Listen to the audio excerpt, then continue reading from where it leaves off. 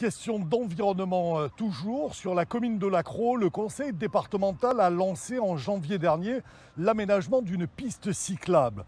Une tranche des travaux semble poser problème et mettrait en péril, selon des opposants, tout un écosystème. Le reportage réalisé par Éric Ambrosini et Pierre Véraud.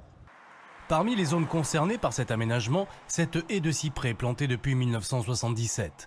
Les ouvriers ont dû élaguer les branches basses et creuser un fossé qui a sectionné quelques racines. De l'autre côté de la haie, Karine Panchaud en est ulcérée.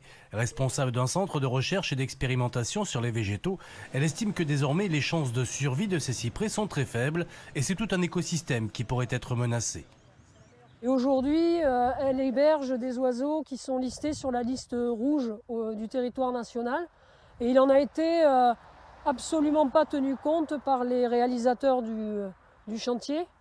Donc aujourd'hui, on ne peut pas mesurer les dégâts sur les nidificateurs, mais on a pu voir que hier, les oiseaux étaient très perturbés. Pour Karine, il s'agit d'une destruction d'habitat alors que les oiseaux sont en pleine nidification et donc protégés par une trêve. Dans cette zone-là, c'est les chardonnerets et les gants qui sont protégés aussi. On les entend d'ailleurs. C'est-à-dire qu'aujourd'hui, les femelles couvent les œufs. Selon elle, le département n'aurait pas non plus consulté un répertoire pourtant essentiel qui recense les espèces à préserver et certaines vivent ici. Des travaux sans étude d'impact environnemental, sans respect de la trêve des oiseaux, le conseil départemental que nous avons contacté n'a pas répondu à notre demande. Karine Panchaud a déposé un référé devant le tribunal administratif, soutenu dans sa démarche par le monde associatif. Ces arbres-là ne nous appartiennent pas, ils appartiennent aux générations à venir. Alors comment on peut accepter de voir ce genre de choses?